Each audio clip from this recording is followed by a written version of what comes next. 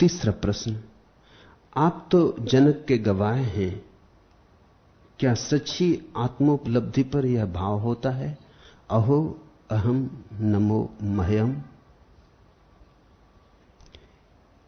अहो अहम नमो मह्यम, मेरा मुझको नमस्कार। अहो, क्या ऐसा भाव होता है सम्यक समाधि में? ऐसा भाव होता नहीं, क्योंकि वहां तो सारे भाव खो जाते, सब विचार खो जाते। लेकिन जब समाधि से उतरती है चेतना वापस जगत में, तब ऐसा भाव होता है। इसको ठीक से समझ लेना। ठीक निर्विकल्प समाधि में तो कोई भाव नहीं होता, वही तो निर्विकल्प होने का अर्थ है। सब भाव शून्य हो जाते। लेकिन जब चेतना वापस उतरती उस महालोक से, फिर लौटती है इस जगत में, मन में, देह में, संसार में, और जब चेतना चेष्टा करती है अभिव्यक्त करने का कि क्या हुआ, उस महालोक में क्या घटा, कौन सी प्रतीति हुई, कौन सा स्वाद मिला, तब ऐसा भाव जरूर होता है, अहो अहम नमो मह्यम। तब ऐसा भाव होता है कि धन्य हूं मैं, मेरे ही भीतर परमात्मा विराजमान है, मैं अपने ही चरण लगूं, ऐसा भाव होता। यह वचन बहुत अनूठा है। जनक का यह वचन अद्भुत है। सिर्फ एक उल्लेख मिलता है रामकृष्ण के जीवन में कि उनका चित्र किसी ने लिया, और जब चित्रकार चित्र लेकर आया तो रामकृष्ण अपने ही चित्र के सामने झुक के उसके चरण छूने लगे। शिष्य तो समझे कि दिमाग इनका खराब हुआ, अब यह हद हो गई, यह भी पागलपन की हद है। किसी ने कहा भी कि परमहंसदेव आप ये क्या कर रहे हैं, अपने ही चित्र का पूजन कर रहे हैं, नमन कर रहे हैं अपने ही चित्र को।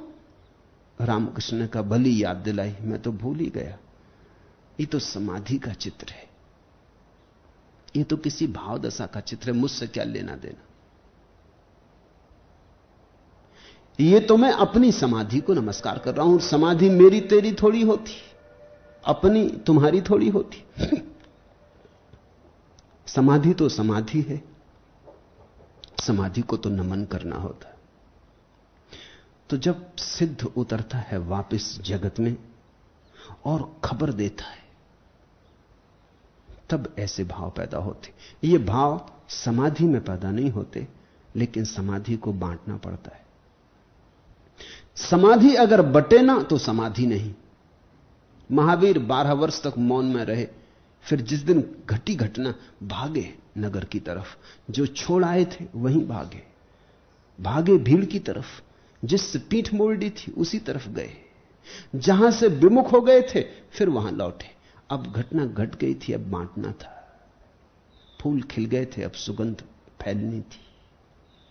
सोचता था मैंने जो नहीं कहा वह मेरा अपना रहा, रहस्य रहा। अपनी इस निधि, अपने संयम पर मैंने बार बार अभिमान किया, पर हार की तक्षणधार है साल रही। मेरा रहस्य उतना ही रक्षित है, उतना भर मेरा रहा कि जितना किसी अरक्षित क्षण में तुमने मुझसे कहला लिया। जो औचक कहा गया वह बचा रहा, जो जतन संजोया चला गया। यह क्या मैं तुमसे या जीवन से या अपने से चला गया? जो औचक कहा गया वह बचा रहा, जो जतन संजोया चला गया। इस जीवन में जो तुम बचाओगे वो खो जाएगा, जो तुम बांट दोगे वो बच जाएगा। ऐसा अनूठा नियम, जो दोगे वही तुम्हारा रहेगा, जो संभाल के रख लोगे, छिपा लोगे, सड़ जाएगा, कभी तुम्हारा ना रहेगा।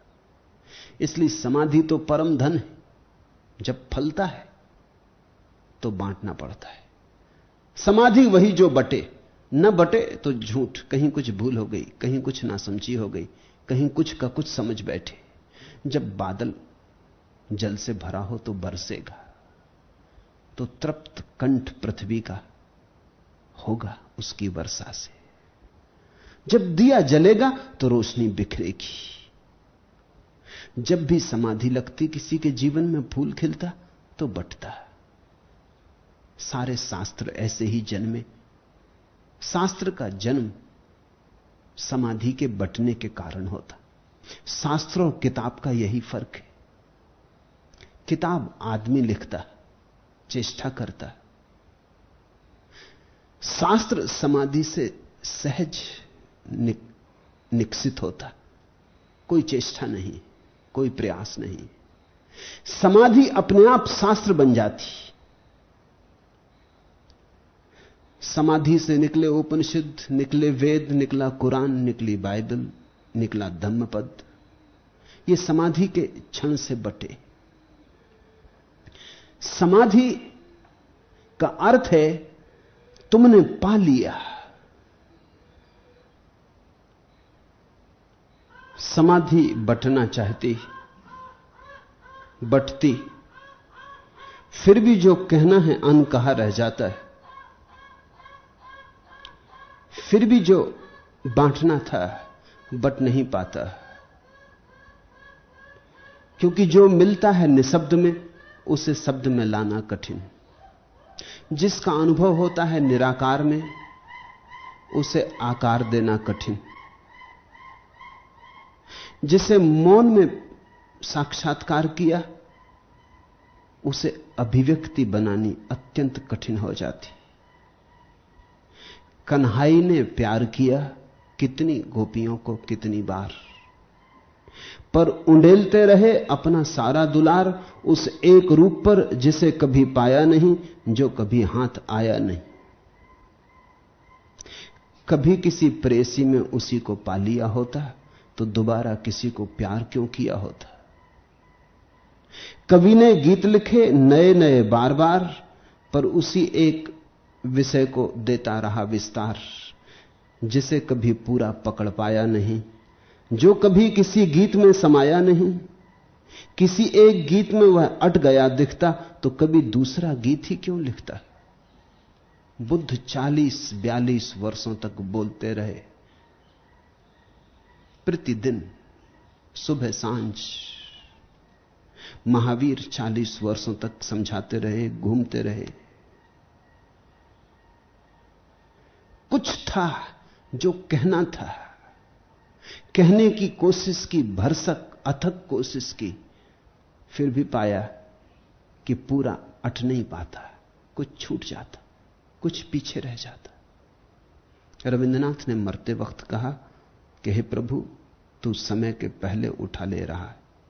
अभी तो मैं अपना साज बिठा पाया था, अभी गीत गाया कहां था। 6000 गीत वो गा चुके थे, अभी केवल साज बिठाया था।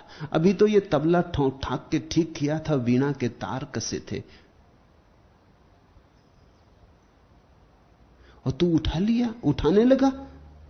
अभी असली गीत तो अनगाया रह गया है। मैंने सुना है एक वायसराय लखनऊ के एक नवाब के घर मेहमान था। नवाब ने शास्त्रीय संगीत का आयोजन किया।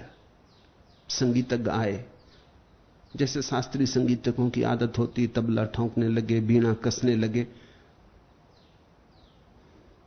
जब तक वो इंतजाम कर रहे थे, साथ सामान बिठा रहे थे, नवाब ने वायसराय से पूछा, आपको कैसा संगीत प्रिय है?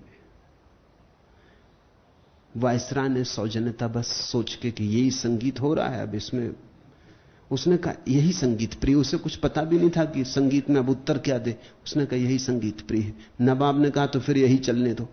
3 घंटे तक यही चला, तबला कसा जा रहा, वीणा कसी जा रही, और वायसराय सौजन्यता बस सुन रहा है, और नवाब अपना सिर ठोंक रहा है कि अब क्या करो, इसको यही पसंद है तो यही चलने दो।